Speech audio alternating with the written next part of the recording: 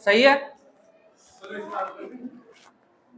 आज का आपका टॉपिक है रेस्पिरेटरी सिस्टम, जिसे हिंदी में बोलते हैं श्वसन। अगर इसको थोड़ा अलग अलग बोले तो कैसा रहेगा? रेस्पिरेशन। रेस्पिरेशन का मतलब क्या होता है? श्वसन। श्वसन। और ये पूरा सिस्टम लिखा हुआ है तो तंत्र। इसे तंत्र हम किसी एक ही चीज के बल पे नहीं कह सकते, या कोई एक चीज बता दें उसके दम पे नहीं कह सकते। जैसे कि ये स्कूल है, तो स्कूल एक क्या है? एक संस्था है। स्कूल क्या नाम लिखने से बनता है? इसमें बहुत सारी चीजें होंगी, प्रिंसिपल है, टीचर्स हैं, स्टूडेंट्स हैं, लैब है, क्लासें हैं, सेम इसमें होता है। रेस्पिरेशन मतलब सांस लेना, सिस्टम मतलब पूरा तंत्र। इस सांस लेने की प्रक्रिया में ऐसी कौन सी चीजें हैं जो हमें सपोर्ट करती हैं, उसे पूरे को क्या बोलते हैं? Respiratory system. अब रेस्पिरेटरी सिस्टम हमारा जो है वो हम सांस लेते हैं, तो सांस किससे लेते हैं?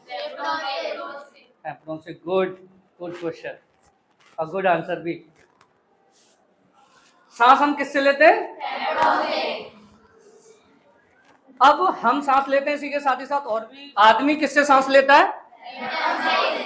और अदर भी प्राणी है, सब सांस लेते हैं। सांस लेने की पूरी प्रक्रिया को, सांस लेने और छोड़ने की प्रक्रिया को क्या बोलते हैं? श्वसन। अगर हमने सांस ली तो उसे क्या कहेंगे? निश्वसन। और सांस छोड़ी तो उसे लेने की प्रक्रिया को बोलते हैं निश्वसन। ठीक है। और छोड़ने की सेम यही होगा, यहां दो बिंदी होंगी, निश्वसन। ठीक है। इसे बोलते हैं इनहेलेशन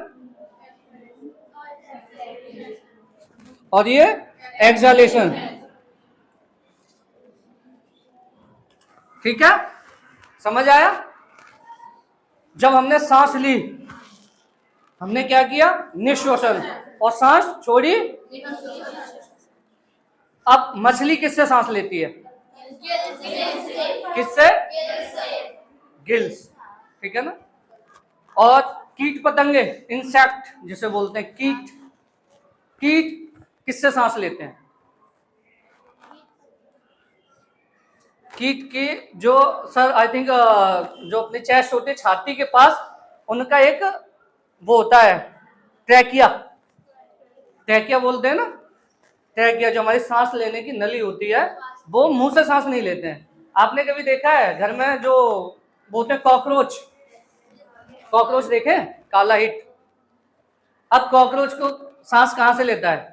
कॉकरोच के ऊपर आपने एंटीना देखा है? इतना ऐसे लगा लो। कॉकरोच को कभी पकड़ा है? वो एंटीना ऐसे पकड़ के उठा लो, कॉकरोच को पकड़ा है? सर ज्यादातर लड़कियों की आदत कॉकरोच देख के बहुत डरती हैं। डरती है? नहीं डरती। ये तो बहुत है, बहुत अच्छी है। नहीं तो ज्यादातर पता है क्या होता है? कॉकरोच देख के डरना नहीं होता सर। ऐसा होता है? मुझे तो छिपकली से भी डर नहीं लगता। कॉकरोच में जो होता है, आपने देखा कॉकरोच की मुंडी तोड़ दो, मुंडी मरोड़ दो, वो फिर भी लगभग 10-11 दिन सर जी जाता है ना। 10-11 दिन मतलब जीवित रह जाता है। अब आपने किसी का सर तोड़ दिया, सपोज दैट इस तरह से ये कॉकरोच होता है, इस तरह से ही होता है ना, उसका एक ऐसे एंटीना निकला होता है यहाँ पे ऐसे। तुमने क्या किया? इसको यहां से तोड़ दिया, यहां से इसको पूरा खत्म कर दो। और जो कॉकरोच सांस लेता है, यहाँ पे ट्रैकिया होता है इस तरह से, यहाँ पे, यहां से वो सांस लेता है। तो वो सांस लेने से नहीं मरता। मरता किससे है? जब उसका मुंह ही तोड़ दिए तो फिर खाएगा क्या? समझ आया ना। तो जो कॉकरोच है वो कुछ खाना पीना न खाने की वजह से मर जाता है। अब एक चीज बताओ, हम जो सांस लेते हैं, ऑक्सीजन कहां से सांस लेते हैं? वायुमंडल में जो गैस है उनसे। सिंपल सा है ना, इन और ये आउट। वायुमंडल में जो नाइट्रोजन गैस है वो कितनी है? 78 है ना। O2 और एक और गैस होती है सर कौन सी, CO2, ये कितनी होती है,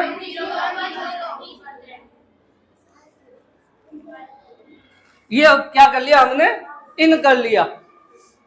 ध्यान से देखना, एक एक चीज ऐसी समझा के जाऊंगा कि तुम्हें कभी लाइफ में नहीं भूलोगे। इतनी क्या ली हमने, इतना एक बार में ले ली, समझ आया। अब हमने इसको आउट किया तो नाइट्रोजन तो हमारी जितनी थी 78% छोड़ दी हमने, रिलीज कर दी, समझ आया। अब नाइट्रोजन के अलावा जब हमने ऑक्सीजन ली तो इसे कितना रिलीज करेंगे, हैं 17। ये जो 4% थी वो कहां गई, कहां गई, 4% CO2 में आ गई, समझ आया इतना। यानी कि जो हम वायुमंडल से सांस लेते हैं और लेने के बाद में हमारे लंग्स में गई, लंग्स के बाद में जब हम छोड़ते हैं तो उसमें से 4% का घोटाला करते हैं, समझ आया ना। कि हम जितनी लेते हैं, हम इतने शरीफ नहीं है कि अगर हमें कोई 21 रुपए दे तो हम 21 वापस कर दें ना, 17 वापस करेंगे उसी पे तोप के। यानी कि ऑक्सीजन ली तो ऑक्सीजन तो हम उसे 17 दे, 21 दे नहीं रहे, उसको चेंज कर दिया। बोले हम तुमने पैसे अपने हिसाब से दिए थे, अब हम देंगे अपने तरीके से, ऐसे नहीं देंगे 21%, इसमें कुछ चेंज करके तब देंगे। तो 17 और 4 21, यानी हमने वापस तो उतना ही किया मगर कुछ अपना मतलब निकाल के, समझ आया नहीं आया। अब आ जाते हैं उस पे स्तनधारियों पे, जिसमें हम लोग आते हैं। हम लोग सांस किससे लेते हैं, फेफड़ों से। कोई नाक से तो नहीं लेता, मुंह से। अगर एकदम मुंह और नाक से सांस लेते तो कोरोना में जितनी डेथ हुई कोई भी नहीं मरता, मरता कोई। मुंह और नाक तो सबके खुले थे, किसी की नाक में कोई दिक्कत, किसी के मुंह में कोई दिक्कत। दिक्कत कहां थी, लंग्स में, फेफड़ों में। कोरोना में जितनी डेथ हुई थी वो केवल लंग्स की वजह से हुई थी, लंग्स वर्क करना बंद कर देते हैं तब डेथ हुई थी, इतना समझ आया।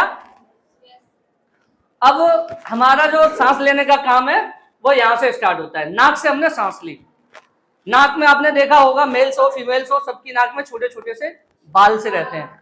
वो क्यों रहते हैं, हाँ, और कभी कभी बोल भी देते हैं छोटे छोटे बच्चों की, रेलगाड़ी चल रही है नाक निकलती है, बोलते हैं ना तेरी रेलगाड़ी बाहर आ गई, या बत्ती बाहर आ गई, बोलते हैं ना, ये बता रही बत्ती बाहर आ गई, ऐसे बोलते हैं। तो उसका भी कोई ना कोई काम होता है। ये जो हमारे डस्ट वाले जो कण हैं, हम वायुमंडल से सांस लेते हैं, उनको आपने देखा है कुछ ऐसे करते रहेंगे, ऐसे करते नहीं करते, बहुत बुजुर्ग लोग देखे होंगे तुमने, करते नहीं करते। वो भी हमारे श्वसन तंत्र में एक पार्ट होता है। नाक में ये जो चिपचिपा पदार्थ आता है इसका भी एक रोल होता है। तो हमने सांस लेना कहां से स्टार्ट किया, नाक से। जब हमने यहां से लिया तो दूसरा पहले होता है नॉस्ट्रिल नथुना, और एक यहाँ नॉस्ट्रिल कैविटी होती है, लिखा हुआ है। कैविटी का मतलब होता है यहाँ पे एक गुफा टाइप की होती है, जैसे गुहा होता है ना, ये नाक इधर से हटा दो यहाँ होता है वो, है ना। तो 2 हो गया, पहला हमारा किससे स्टार्ट हुआ, दूसरी कहां गई, एपिग्लोटिस या उसमें नॉस्ट्रल कैविटी में। नाक से ये होगी नाक, ये होगी नॉस्ट्रल कैविटी। अब आपने देखा यहां तक गई, अब यहां से कहां जाएगी, आगे होते हैं फेरिंगस और लैरिंगस, यही होते हैं सर, फेरिंगस और लैरिंगस यही होते हैं, कोई और होते हैं, हैं? वो सारी चीज बताऊंगा। आपने देखा मेंढक, मेंढक देखा है, मेंढक कितनी तरीके से सांस लेता है, 3 तरीके से। जब वो बच्चा होता है तब लंग्स से सांस लेता है। लंग्स ही होते हैं ना उनके। जब वो बड़ा होता है, जवान होता है, तब किससे सांस लेता है? त्वचा से कब लेता है? जब मिट्टी के अंदर हो ना, जैसे निष्क्रिय अवस्था हो, वो कभी कभी देखा वो मिट्टी में घुस जाता है, तो वो त्वचा से पूरी बॉडी से सांस लेता है। वो बॉडी से इस तरह से सांस लेता है, यहाँ तो उसके लिए कुछ रखा नहीं वायुमंडल का, तो उस बॉडी को पूरा फुलाता है, कम करता है, उससे जो हवा आती है। अगर जमीन के अंदर सांस ना हो तो हमारे ये जो पेड़ पौधे हैं वो क्या जीवित रह पाएंगे? मर जाएंगे ना। समझ आया ना? तो सांस पेड़ पौधे भी लेते हैं, सेम उसी कंडीशन से मेंढक लेता है। अगर यदि मेंढक निष्क्रिय अवस्था में चला गया और जमीन के अंदर है तो सांस अपनी बॉडी से लेगा। समझ आया नहीं आया? अब आगे फेरिंगस को क्या बोलते हैं? ग्रसनी। और लैरिंगस को? लैरिंगस को साउंड वॉइस बॉक्स। हमने सांस ली, ध्यान से सुनना, हमने यहां से सांस ली। सांस लेने के बाद में तुमने देखा है ना, जितना मुंह में मुंह खोल के एक छेद सा दिखता है इतना यहाँ पे, उसे क्या बोलते हैं? ग्रसनी, फेरिंगस। अब फेरिंगस और लैरिंगस, लैरिंगस ये जो होता है अपना वॉइस है ना, साउंड बॉक्स जैसे बोलते हैं। तुमने कभी देखा है गांव में छोटे छोटे बच्चे बोलते हैं ना, बीन बजाते हैं, है ना, बीन बजाते हैं। अगर यदि इसको ऐसे करके, इसमें मैं आवाज आपसे बोल रहा हूं और मैं ऐसे करता रहूं तो मेरी आवाज चेंज होती जा रही है, और ये नहीं हो रही, ये क्या है? साउंड बॉक्स है। इसका मेन काम है, यहां से हमने सांस ली, फर्स्ट नासल से, दूसरा नासल कैविटी, थर्ड फेरिंगस और फोर्थ पे लैरिंगस। लैरिंगस इसमें समझ आ रहा है? ये रहा। अब तीसरा आएगा ट्रैकिया। ये जो आप ट्रैकिया देख रहे हो ना, ये है ना, यही है। अब इस ट्रैकिया में ये चीज बताइए, ये जो इस तरह के सी टाइप के लगे हुए हैं, क्यों लगे हुए हैं? सी इस तरह से, ये गोल से होते हैं ना सी टाइप के, इस तरह से। पाइप देखा है आपने कभी किसका? आई थिंक वॉशिंग मशीन का पाइप देखा है ना, उसी में इस तरह के होते हैं ना, सेम पाइप इसे मान लो। इस पे ये सी टाइप के कैसे रहते हैं? पता है क्यों रहते हैं? आप एक नॉर्मल सा पाइप लेके आओ, आपने ऐसे सांस खींची, अगर उस पाइप में इस तरह के ये नहीं होंगे, ये सी टाइप जैसे आई थिंक बॉन्स होते हैं, क्यों सर? बॉन्स ही होते हैं ना, बहुत स्मॉल से ट्रैकिया में। अगर ये नहीं होंगे तो ये पाइप क्या होगा? सिकुड़ जाएगा। सिकुड़ गया तो कहानी खत्म होगी, नहीं होगी? तो ट्रैकिया का हमारा मेन काम क्या है? जो सांस आती है इसको फेफड़ों तक पहुंचाना। ट्रैकिया में समझ आया इस तरह की जो संरचना होती है वो क्यों होती है? ये जो हमारा श्वसन तंत्र है, जो पाइप ट्रैकिया है, जो पूरा सांस नली है, उसको चिपकने ना दे। समझ आया? अब ट्रैकिया के बाद क्या आता है?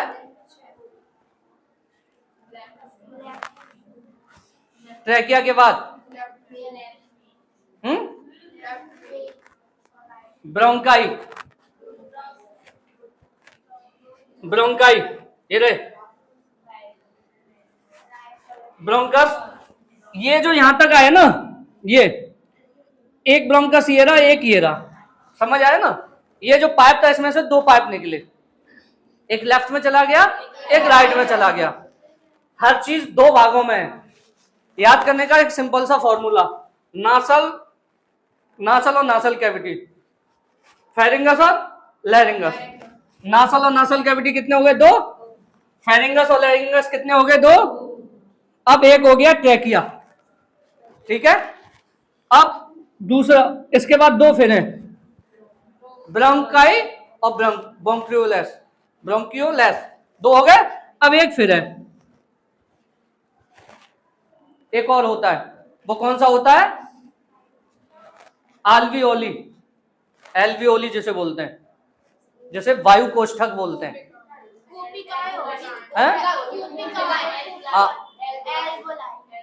एल्वोलाई जो बोलते हैं वो क्या होता है, वायु कोष्ठक। अब उसके भी दो हो गए,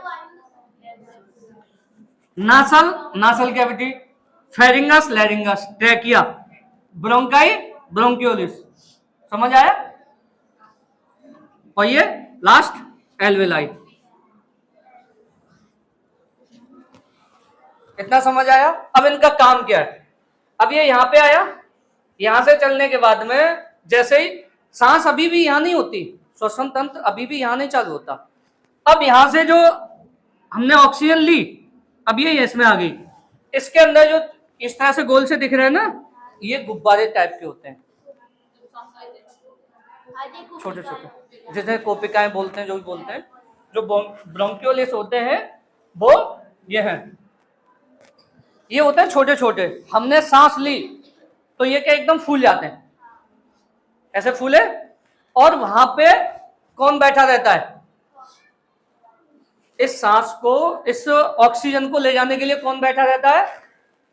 हीमोग्लोबिन, ब्लड, ब्लड रहता है ना लंग्स में। मैंने इससे पहले एक वीडियो आपने मेरी देखी होगी, मैंने बताया था कि सुपर वेना केवा से ब्लड आने के बाद में फिर ऊपर जाता है लंग्स में, बताया था ना।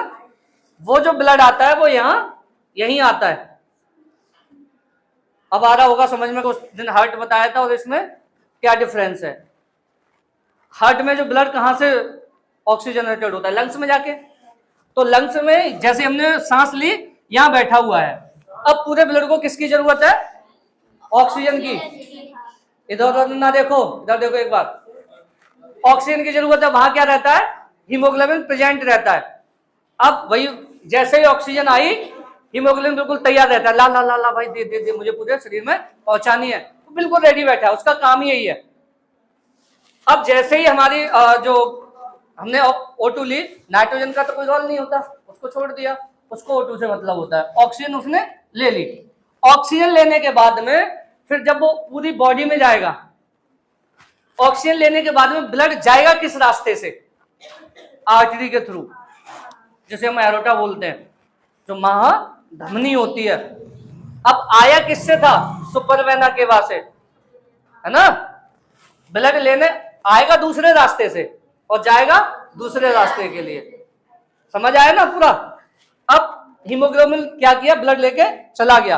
अब हीमोग्लोबिन में, ये चीज अभी तक शायद तुमने नहीं बताई हो, हीमोग्लोबिन में यानी कि ब्लड में कई पार्ट होते हैं, ब्लड में कई पार्ट होते हैं। एच भी ले लें यहां, ठीक है। इसमें आरबीसी, डब्ल्यूबीसी और प्लेटलेट, इनमें से कौन सा ऑक्सीजन को लेके जाएगा?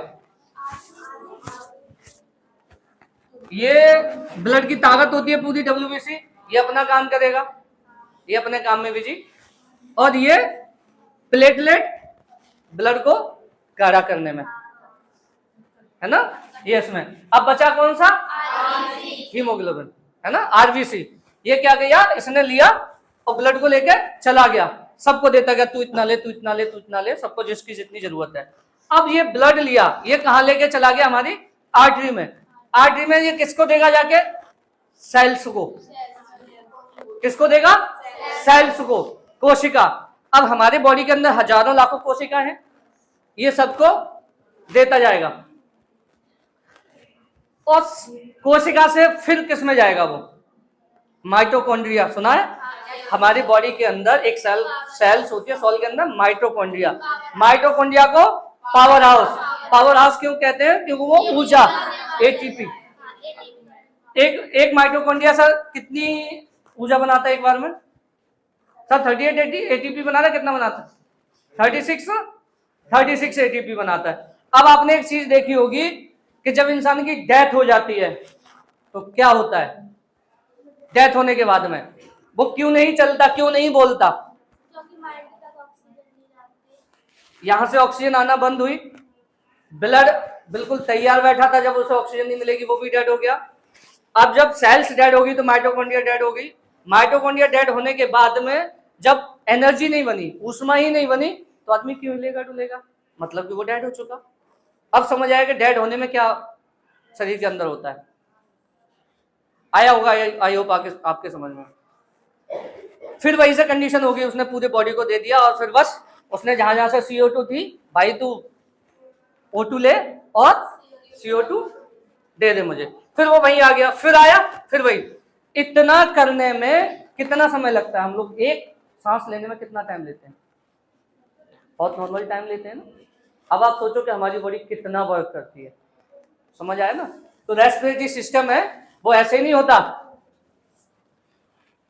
अब आपने एक चीज देखी, ये जो डायाफ्राम है, इन चचा का बहुत बड़ा काम है ना। अगर ये ना हो तो हम सांस भी नहीं ले सकते। फेफड़ों में इतनी क्षमता नहीं है, अगर हमने एक बार सांस खींच लिया ऐसे करके, अब छोड़ेगा कौन? फेफड़ों में तो इतनी क्षमता है नहीं। ये डायफ्राम नाम के चाचा नीचे बैठे होते हैं, ये नीचे से धक्का मारते, चल ऊपर चल ऊपर चल ऊपर चल ऊपर, है ना। ये नीचे से, यानी कि 70% काम श्वसन में ये हमारा वर्क करता है ना। ये चाचा का मेनली यही काम है, ये कुछ काम नहीं करते। फेफड़ों ने जैसे ही सांस ली तो फेफड़े ऐसे फूल के हुए। अब जब सांस छोड़ोगे तो फेफड़ों में इतनी क्षमता नहीं होती, तो वो बाहर फेंक दे निकाल के, फिर क्या करते हैं? ये पुश करते हैं। डायफ्राम का मेन काम समझ आया? इन चचा का मेन काम यही है, ये चाचा है सबके, ठीक है ना। डायफ्राम कभी कभी आपने देखा है फिल्मों में ऐसे दिखाते, घूंसा मार दिया। अब मेरे यहाँ किसी ने घूंसा मारते हैं तो बैठ के गिर जाऊंगा, क्यों? कि मैं सांस नहीं ले पाऊंगा। अरे सांस ले भी ली, छोड़ूंगा कैसे? जब मेरा डायफ्राम ही टूट गया तो कैसे सांस लूंगा? आपने एक्सीडेंट देखे, बोलते कुछ नहीं हुआ, उसकी बॉडी में कुछ था ही नहीं, कहीं चोट नहीं आई, फिर भी मर गया। कैसे मर गया? यहां कुछ भी लगा हो कस के, अपनी रिप्स होती है पसलियां, वहां क्या है, वो सांस नहीं ले पाता। फेफड़े काम कर रहे हैं, सब काम कर रहे हैं, इसको पुश कौन करेगा? सांस लेने के लिए डायफ्राम का मेन काम होता है। 70% ये हमारे श्वसन तंत्र में सहायक होता है। अगर हम सांस लेते हैं और छोड़ते हैं तो डायफ्राम, जब हम सांस लेते हैं तो ये नीचे को चला जाता है और फूल जाते हैं, छोड़ते हैं तो नीचे से पुश करता है, हम सांस छोड़ देते हैं। अब इसी में एक चीज और जोड़ दो, एड ऑन करता हूं। जो महिलाएं प्रेग्नेंट होती हैं ना, वो सांस कैसे लेते हैं? उनका डायफ्राम तो काम नहीं करता, उससे काम करता है, बहुत कम काम करता है। अब इन चचा के ऊपर इनका नीचे भतीजा होता है। अगर कोई भी लेडीज प्रेग्नेंट है तो सीधा बोलता है, चचा नीचे आए तो मैं बैठा हूं यहाँ, और एक दिन नहीं रहने वाला हूं, बहुत दिन रहने वाला हूं, नीचे आए तो ध्यान रखना। अब ये क्या, ये नीचे जा नहीं सकता। अब प्रेग्नेंट महिला को तो सांस लेनी है, सांस नहीं लेगी तो फिर उस कंडीशन में कौन काम करता है? ये जो नीचे भतीजे साहब आए होते हैं ना, समझ आ रहा है ना, अच्छी तरीके से समझ आ रहा होगा। ये जो नीचे इनके भतीजे आए होते हैं वो पहले से ही चिल्लाने लगते हैं, चाचा ऊपर से नीचे नहीं जाना है, आए ना तो देख लेना। तो क्या करते हैं उस कंडीशन में, जो महिलाएं होती हैं प्रेग्नेंट, उनकी रिप्स काम करती हैं, पसलियां, ये थोड़ा सा फैलती हैं सिकुड़ती हैं, फैलती हैं सिकुड़ती हैं। आपने एक चीज देखी होगी, जब कभी भी अगर कोई भी गर्भवती महिला हो, अगर यदि उसकी पसली टूट जाए, आई थिंक डेथ हो जाएगी उसकी। आज की नई टेक्नोलॉजी है, इतनी अच्छी है, जो कि डेथ नहीं होगी, नहीं तो उसकी डेथ हो जाएगी, 110% डेथ हो जाएगी उसकी। आप ये मान, किसी को अगर मिल गई मेडिकल सुविधा टाइम पे तो ठीक है, क्योंकि डायफ्राम, अब पेट तो बाहर रहता है, वजन रहता है ज्यादा, तो ये जो डायफ्राम है ये नीचे नहीं जा सकता सांस लेने के लिए। अब लंग्स उस कंडीशन में क्या करेगा? अब नीचे से जब डायफ्राम वर्क ही नहीं कर रहा, रिप्स आपकी टूट चुकी है, उस कंडीशन में डेथ हो जाएगी।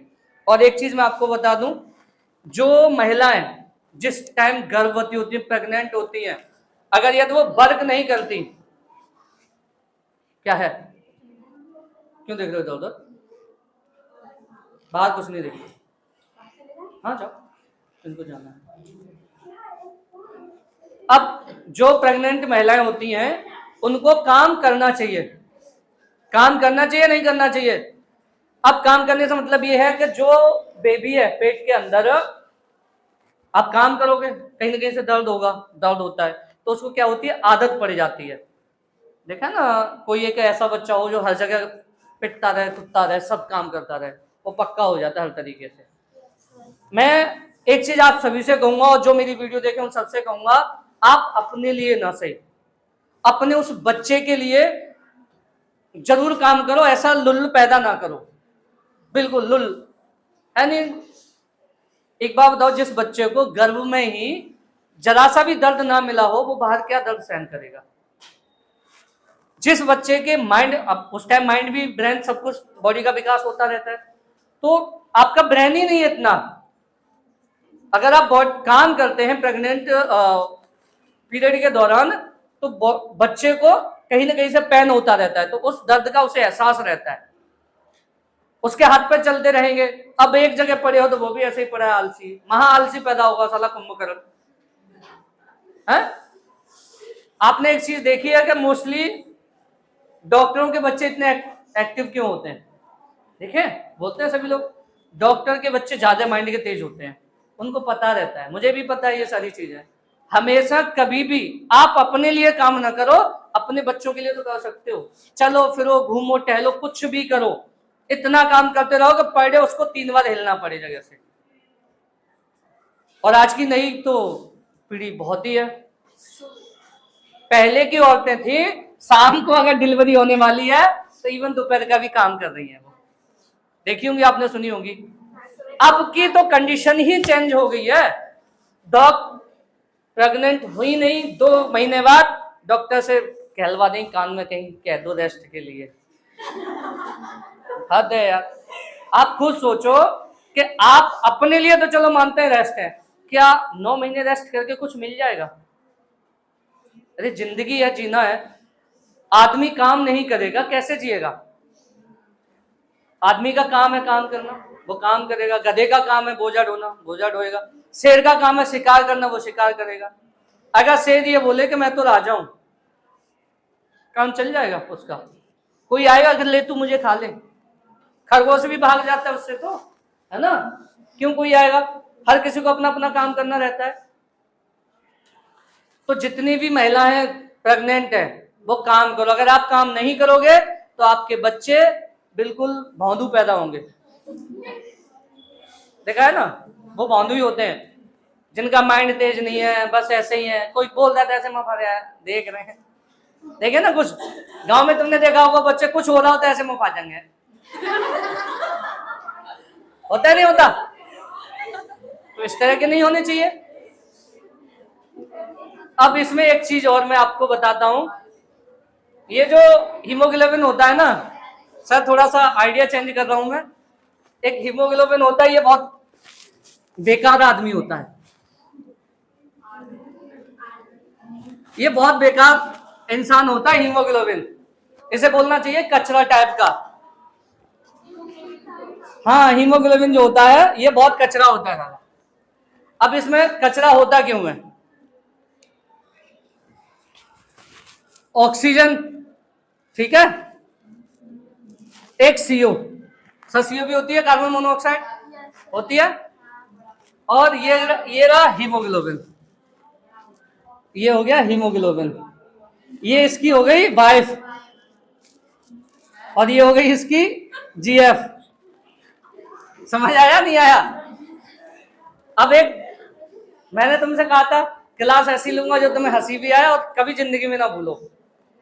इसको समझना, और इसमें जो मैं तुम्हें बताना चाह रहा हूं वो बहुत बड़ी चीज है, कभी जिंदगी में नहीं भूलोगे, वो मेरी गारंटी है। अब आप सिंपल सी चीज समझते हो सर, हर इंसान वाइफ से ज्यादा गर्लफ्रेंड को प्यार करता है। सही है नहीं सही है? अगर यदि कहीं से भी वाइफ है और उसको सिग्नल मिल गया गर्लफ्रेंड लाने का, और सीधा लात में बाहर जाना, तू आजा भाई, आजा आजा आजा, यही रहता है, यही रहता नहीं रहता? इसके 2 हैं, एक तो ये ऑक्सीजन है, एक कार्बन डाई मोनोऑक्साइड सीओ। ये इसकी वाइफ है, ये जीएफ है। गौर से समझना। अब कभी कभी क्या होता है, सर्दियों में हमने क्या किया, उपले या कुछ जला लिया, धुआं, धुएं में कार्बन डाई मोनोऑक्साइड रहता है, रहता नहीं रहता? अब क्या हुआ, धुआं हुआ बहुत तेज, ये साला कचरा, भौंदू मानता हूं मैं तो इसे, वाइफ को छोड़ के गर्लफ्रेंड को भागेगा ये। अब बहुत सारा धुआं हो गया कमरे में, कभी भी अपने घर में कहीं पे भी धुआं नहीं रखना चाहिए। अब ये इतना ही अच्छा होता तो उसमें ऑक्सीजन भी तो होगी थोड़ी बहुत, ये ऑक्सीजन को नहीं देगा, ऑक्सीजन को कौन छोड़ देगा, इससे कहेगा तू आजा, तेरी जरूरत है, आजा, भाग के आ। अब ये क्या गया, जिसके पास जो चीज रहेगी वो वही बांटेगा सब में। अब इसके पास क्या हुआ, कहीं धुआं हुआ, तुमने देखा है कहीं आग लग जाए, लोगों का दम घुटने से मौत हो जाती है। इसका क्या काम था, ऑक्सीजन लेके जाना, है ना। ये साला कचरा CO2 उठा लेगा, ऑक्सीजन को बोलेगा तू रह, हट, बहुत दिन हो गए तुझे लाते लाते। अब क्या किया कि इसने CO2 लेना स्टार्ट कर, वो सॉरी CO कार्बन मोनोऑक्साइड लेना स्टार्ट कर दिया इसने बहुत सारी कार्बन मोनोऑक्साइड ले ली, वो हार्ट में जाएगी, हार्ट में जाने के बाद फिर वो H भी है, जैसे हमने सांस ली, लंग से इसने CO ले लिया, अब ये पूरी बॉडी में देते जाएगा, तू भी ले, तू भी ले, तू भी ले, मतलब मैं लेके आया हूं, मेरी गर्लफ्रेंड है, सबको लो, तुम सबको अपनी अपनी पत्नी की जरूरत थी, नहीं है, आज मेरे पास गर्लफ्रेंड का ऑफर है, गर्लफ्रेंड लो सबके लिए। इसने क्या किया, पूरी बॉडी को कार्बन डाइमोनोऑक्साइड दे दिया। उससे क्या है, क्या हमारे शरीर के अंदर ATP बनेंगे, सेल्स, क्या होगा, मौत हो जाती है। कभी कभी दम घुटने से तुमने देखा है कि शाम को पूरा घर लॉक कर दिया, शाम को कंडे अपने जला के बस रख लिया उसमें, कभी मत करना, अगले दिन न्यूज आती है, पता ही नहीं, सब सोते के सोते ही रह गए। ये मैंने कहा ना, ये बहुत बेवफा आदमी है, इसको जहां ये दिखी इसको छोड़ जाता है।